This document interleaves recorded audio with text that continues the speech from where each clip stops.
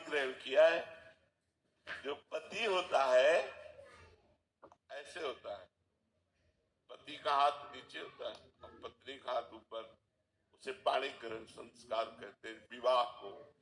मतलब आज से मैं आपका सारा भार लेता हूँ, अर्धांगिनी कही गई है।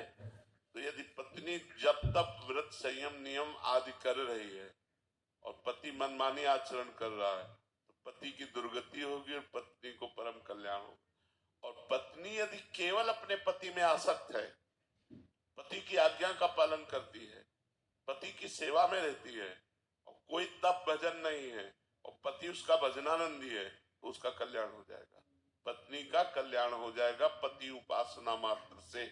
पर पति भगवत भजन करने वाला हो तो पति यदि तीर्थ गया है, पत्नी ने सारी तैयारी कर दी है उनकी, अब वो तीर्थ यात्रा करके आएंगे तो आधा फल पत्नी को अपने आप प्राप्त हो जाएगा।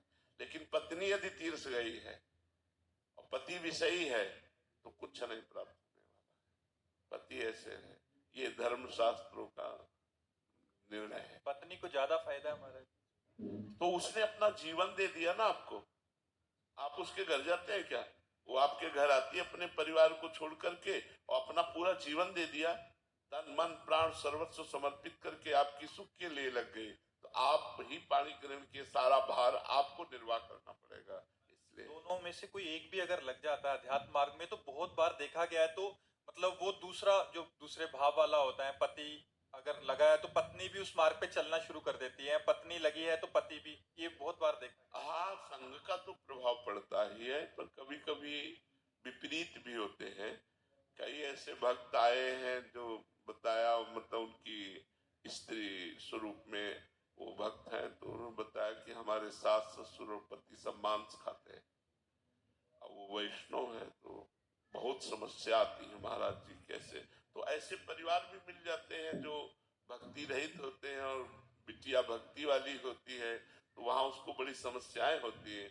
और कई ऐसे पति मिले कि हम तो भक्ति में चलना चाहते पर हमारी पत्नी सहयोग नहीं देती खान पान व्यवहार आदि में, तो बड़े वो कृपा पात्र गृहस्थ है जो पति पत्नी दोनों मिलकर भगवान के मार्ग में चलते हैं, भगवान की आराधना करते। बहुत धन्यवाद का पात्र है वो परिवार जो सब कोई मिलकर भजन करता है, सब कोई कीर्तन आरती पूजा और एक व्यवहार है। और अलग अलग व्यवहार में थोड़ा प्रतिकूलता तो होती है। अब मान लो उसका पति है और वो प्रतिकूल आचरण करने वाला है तो पत्नी को तो उसके सेवा में रहना है और सारी की सारी भक्ति की प्रतिकूलता उसको मिलेगी। पर धन्यवाद पात्र है कि यदि वो ऐसी प्रतिकूलता में भक्ति कर ले जाए तो भगवान की विशेष कृपा प्राप्त होती है। पर जी जैसे कोई पति अगर गलत व्यवहार करता है, गलत कर्म बन जाते हैं, तो पत्नी को भी उसका कर्म का दंड मिलेगा या मतलब ऐसे विपरीत अगर दूसरे का कर्मों का फल नहीं है? नहीं, और ना पत्नी के पाप कर्म करने से पति को दंड मिलेगा। तो हाँ, पाप कर्म का अपना अपना है। पूर्ण धर्म कर्म के लिए वो धर्मिणी कह गई है, धर्म सहचारिणी कह गई है पत्नी को, जो है ना, कहते हैं ना कि हमारी धर्म पत्नी है, धर्म पत्नी, धर्म से युक्त। अगर आप अधर्म करते हो तो आप भोगी हो, वो पाप करती तो वो भोगे। पतिवंचक पर पति रति करई, रौ रौ नरक कल्प सत परई। जो स्त्री अपने पति को छल करके कि पति को भुलावे में डालकर दूसरे पुरुष से संभोग करती है, वो करोड़ों वर्ष तक रौ रौ नरक में पड़ती है। बहुत बहुत तो ये सब पाप कर्म है, बहुत सावधानी से। जब ब्याह हो जाए तो बिल्कुल धर्म पूर्वक चलो। मनुष्य जीवन बहुत थोड़ा है, इससे परम लाभ नाम जप करो, पापाचरण का त्याग करो, कर्मों को भगवान को समर्पित करो और प्रसन्न रहो, स्वस्थ रहो। इसी जन्म में भगवान की कृपा प्राप्त हो, ऐसा लक्ष्य बना लो।